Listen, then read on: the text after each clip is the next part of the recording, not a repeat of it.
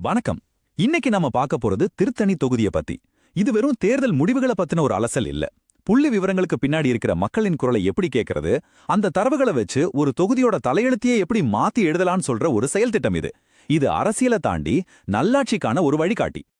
எந்த ஒரு தேர்தலையும் சரியா புரிஞ்சுக்கணும்னா நாம முதல்ல அந்த மண்ணையும் மக்களையும் புரிஞ்சுக்கணும். திருத்தணிங்கிறது வெறும் வரைபடத்துல இருக்கிற ஒரு புள்ளி கிடையாது. அங்க வாழ்ற மக்களோட கனவுகள், அவங்களோட தேவைகள், பல வருஷமா தீராத ஏமாற்றங்கள், இதெல்லாம் சேர்ந்த ஒரு உயிருள்ள நிலம் அது. பாருங்க, நம்மளோட ஆய்வோட முக்கியமான தத்துவமே இதுதான். அரசியலுங்கிறது மேடையில நின்னு பேசுற முழக்கங்கள்ல இல்ல. அது மக்களோட அடிப்படை தேவைகளை காது கொடுத்து கேட்கறதுல ஆரம்பிக்குது. அவங்க என்ன மொழியில பேசுறாங்களோ அந்த மொழியில பதில் சொல்றதுல தான் உண்மையான அரசியல் இருக்கு. சரி வாங்க, நம்ம ஆய்வோட முதல் கட்டத்துக்குள்ள போகலாம். திருத்தணியோட சமூக கட்டமைப்பு எப்படி இருக்கு, அங்க மக்களோட உண்மையான அடிப்படையான பிரச்சனைகள் என்னென்னு கொஞ்சம் ஆழமா பார்க்கலாம். திருத்தணியோட சமூக அமைப்பு பாருங்க. இங்க பட்டியலின மக்கள் சுமார் 25%, முதலியார் மற்றும் வன்னியர் சமூகங்களைச் சேர்ந்த இதர பிற்படுத்தப்பட்ட மக்கள் கிட்டத்தட்ட 50% இருக்காங்க. இந்த 50% வாக்குகள் தான் தேர்தலோட போக்கியை தீர்மானிக்கிற ஒரு பெரிய சக்தி. இந்த வாக்கு வங்கி எந்த பக்கம் சாயுதோ வெற்றி அவங்க பக்கம்தான். இதுதான் திருத்தணியோட தேர்தல் கணக்கு. இந்த சாதி கணக்குகள், புள்ளி விவரங்கள் எல்லாம் ஒரு பக்கம் இருந்தாலும் எல்லா சமூகத்து மக்களையும் ஒன்னா இணைக்கிற சில விஷயங்கள் இருக்கு. அது என்னன்னா அவங்களோட அன்றாட போராட்டங்கள். குடிக்க நல்ல தண்ணி வேணும், குடும்பத்தை காப்பாத்த ஒரு வேலை வேணும், வெளியூர் போயிட்டு வர நல்ல ரோடு வேணும். இந்த மூணும் தான் எல்லாருடைய பொதுவான குரலா ஒலிக்குது. இப்ப நீங்க பாக்குறது வெறும் புகார்களோட பட்டியல் இல்ல. இது பல வருஷமா மக்கள் மனசுல தேங்கி கிடக்கிற கோபம். கிராமங்கள்ல தலைவிரிச்சு ஆடுற தண்ணீர் பஞ்சம், பாதியில நிக்கிற ரோடு வேலைகள், விவசாயிங்க படுற கஷ்டம், அப்புறம் வாக்குறுதி கொடுத்த மானியங்கள் இன்னும் கைக்கு வந்து சேராததுன்னு இந்த பிரச்சனைகள் எல்லாம் சேர்ந்துதான் மக்கள் மனசுல ஒரு பெரிய மாற்றத்துக்கான தேடலை உருவாக்குது. இதுதான் கலை யதார்த்தம். சரி, மக்களோட இந்த கோவமும் விரக்தியும் வாக்குப்பதிவுல எப்படி வெளிப்பட்டுச்சுன்னு இப்ப நாம தரவுகள் மூலமா பார்க்கலாம் வாங்க. எண்கள் எப்பவும் பொய் சொல்லாது. இந்த நம்பரை கொஞ்சம் நல்லா கவனிங்க. 2016 தேர்தல்ல சுமார் 65% இருந்த வாக்குப்பதிவு 2021ல கிட்டத்தட்ட 80% உயர்ந்திருக்கு. இது எதை காட்டுது? மக்கள் ரொம்ப தீவிரமா ஒரு முடிவோட வாக்குச்சாவடிக்கு வந்திருக்காங்க. அவங்க குரலை உறுப்பா பதிவு செஞ்சே ஆகணும்னு ஒரு வெறியோட இருந்திருக்காங்க. 14.6%. இது சும்மா ஒரு நம்பர் இல்ல, இது ஒரு அரசியல் நிலநடுக்கம்னு சொல்லலாம். மக்கள் தங்களோட அதிருப்திய அமைதியா ஆனா ரொம்ப ஆழமா வாக்குப்பெட்டியில பதிவு செஞ்சிருக்காங்க. இந்த மௌன புரட்சியோட விளைவு என்ன? இதோ 2021 தேர்தல் முடிவுகள்.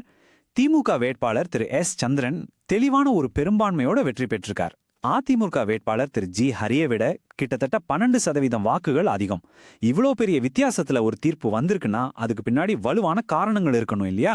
அது என்னன்னு தான் நம்ம இப்ப பார்க்க போறோம். வாங்க, அந்த சமூக சூழலையும் தேர்தல் புள்ளி விவரங்களையும் ஒன்னா வச்சு 2021ல ஏன் இந்த பெரிய மாற்றம் நடந்துச்சுன்னு ஆழமா ஆராயலாம். இந்த மாற்றத்துக்கு முக்கியமா 3 காரணங்கள் இருக்கு. முதல் காரணம் சாதி வாக்குகளோட நகர்வு. குறிப்பா சில முக்கிய ஓபிசி சமூகங்களோட வாக்குகள் ஆளுங்கட்சிக்கு எதிரா திரும்பியிருக்கு. 2வது, வருஷக்கணக்கா தீர்க்கப்படாத வளர்ச்சி பிரச்சனைகள். 3வது, நலத்திட்டச் சோர்வு. அதாவது வெறும் அறிவிப்புகளை கேட்டு கேட்டு மக்கள் சலிச்சு போயிட்டாங்க. அவங்களுக்கு உண்மையான கண்ணுக்கு தெரியற மாற்றம் தேவைப்பட்டது. நாம வேட்பாளர்களை தனிப்பட்ட முறையில பார்க்காம அவங்களோட கட்டமைப்பு பலம் என்னன்னு பார்க்கலாம். இங்க தக்கவைப்பு திறன்னா ஒரு வேட்பாளர் தனக்கு இருக்கிற ஆதரவை எவ்வளவு தூரம் தக்க வச்சுக்க முடியும்னு அர்த்தம். உள்ளூர் காரணிங்கிறது அவர் தொகுதி மக்களுக்கு எவ்வளவு பரிச்சயமானவர்னு காட்டுது. இதன்படி பார்த்தா திமுக வேட்பாளர் தொகுதிக்கு புதுசுனாலும் ஆளுங்கூட்டணியோட பலம் அவருக்கு இருந்துச்சு. அதிமுக வேட்பாளரோ தொகுதியில நல்லா பரிச்சயமானவரா இருந்தாலும் போன தேர்தல தோத்தது ஒரு பலவீனமா பார்க்கப்பட்டது. இந்த ஒரு வரி போதும் மக்களோட மனநிலைய புரிஞ்சுக்க. வெறும் வாக்குறுதிகளை இனி மக்கள் நம்ப தயாரா இல்ல. அவங்க எதிர்பார்க்கறது செயல்களை. குழாயில வர தண்ணீரை, கண்ணியத்தோட வாழ்றதுக்கு தேவையான அடிப்படை வசதிகளை கேட்கறது ஒவ்வொரு குடிமகனோட உரிமை. அதை உறுதி செய்யறது தான் நம்ம அரசியலமைப்பு சட்டத்தோட நோக்கமும் கூட. இது வெறும் தேர்தல் பிரச்சனை இல்ல, இது மனித மாண்பு சம்பந்தப்பட்ட விஷயம். இதுவரைக்கும் நாம பிரச்சனைகளை பத்தியும் அதுக்கு காரணங்களை பத்தியும் பார்த்தோம். இனி தீர்வுகளை பத்தி பேசலாம். இந்த தரவுகளை வச்சு திருத்தணி தொகுதியோட வளர்ச்சிக்கான ஒரு உறுதியான திட்டத்தை எப்படி உருவாக்குறதுன்னு பார்க்கலாம். இதோ 3 முக்கியமான திட்டங்கள். திருத்தணி கோயில் சாலைய 4 வழிச்சாலையா மாத்துறது, புறவழிச்சாலை பணியை முடிக்கிறது, அப்புறம் இளைஞர்களுக்கு வேலைவாய்ப்பு தர்ற மாதிரி ஒரு தொழிற்பயிற்சி மையம் அமைக்கிறது. இது வெறும் திட்டங்கள் இல்ல, மக்களோட நேரடி தேவைகளான போக்குவரத்து வசதி, வேலைவாய்ப்பு 2யும் ஒரே நேரத்துல சரி செய்யக்கூடிய திட்டங்கள். நாம ஆளுகைக்காக செய்யற செலவை வெறும் செலவா பார்க்க கூடாது. அது மக்களோட எதிர்காலத்துக்கான ஒரு முதலீடு. உதாரணமா 55 கோடி ரூபாய் முதலீட்டுல கோயில் சாலையை விரிவுபடுத்தினா அது பக்தர்கள் வேகமா வந்து போறதுக்கு மட்டும் உதவாது, அந்த பகுதியில் இருக்கிற கடைகள், ஓட்டல்கள்னு உள்ளூர் வர்த்தகத்தையும் பெரிய அளவுல வளர்க்கும். இதுதான் உண்மையான வளர்ச்சி. பெரிய பெரிய உள்கட்டமைப்பு திட்டங்கள் மட்டும் போதாது. மக்களோட நம்பிக்கையை திரும்ப சம்பாதிக்கணும்னா அவங்களோட அன்றாட தேவைகளை முதல்ல பூர்த்தி செய்யணும். எல்லா கிராமத்துக்கும் குழாயில குடிநீர், ஒவ்வொரு பஞ்சாயத்துலயும் ஒரு மருத்துவமனை, தரமான பள்ளிக்கூடங்கள், அப்புறம் பாதுகாப்பான போக்குவரத்து. இதுதான் நல்லாட்சிக்கான உண்மையான அஸ்திவாரம். இப்ப நாம ரொம்ப முக்கியமான ஒரு கட்டத்துக்கு வந்திருக்கோம். எவ்வளவு பெரிய திட்டங்கள் போட்டாலும் அந்த திட்டங்கள் சரியா மக்களை சென்றடையுதான்னு கண்காணிக்க ஒரு அமைப்பு வேணும். அதைவிட முக்கியம், மக்கள் ஆட்சியாளர்கள் மேல வைக்கிற நம்பிக்கை. அந்த நம்பிக்கைய எப்படி சம்பாதிக்கிறது?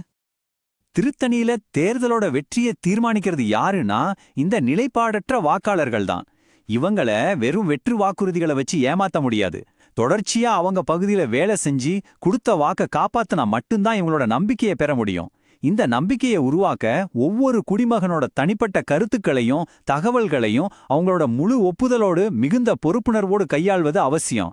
இது இந்தியாவின் புதிய தரவு பாதுகாப்பு சட்டங்களின்படி ஒரு முக்கியமான கடமையாகும். ஆக இந்த ஆய்விலிருந்து நாம கத்துக்க வேண்டிய பாடம் ரொம்ப எளிமையானது. திருத்தணி மாதிரி தொகுதிகள்ல ஜெயிக்கணும்னா உள்ளூர் பிரச்சனைகளுக்கு, நடைமுறைக்கு சாத்தியமான தீர்வுகளுக்கு முக்கியத்துவம் கொடுக்கணும். தேசிய அளவுல நடக்கிற பிளவுபடுத்தும் விவாதங்கள் இங்க எடுபடாது. மக்களுக்கு வேண்டது அவங்க வாழ்க்கையை மேம்படுத்துற திட்டங்கள் தான். இந்த ஆய்வு ஒரு பாதையை தெளிவா காட்டுது. தரவுகள் நமக்கு வழி காட்டுது. ஆனா எந்த ஒரு செயல் திட்டத்தையும் வெறும் காகிதத்திலிருந்து நிஜத்துக்கு கொண்டு வரணும்னா அதுக்கு வலுவான தலைமை பண்பும் அசைக்க முடியாத அரசியல் உறுதியும் தேவை. அந்த உறுதியை கொடுக்க போவது யார்? இதுதான் திருத்தணி மக்கள் முன்னாடி இன்னைக்கு இருக்கிற உண்மையான கேள்வி. If you want to become a people-centric leader and uplift your constituency, get in touch with Blueprint Strategies at mgr@blueprintstrategies.ai or call 080-420-41602. Purpose beyond politics.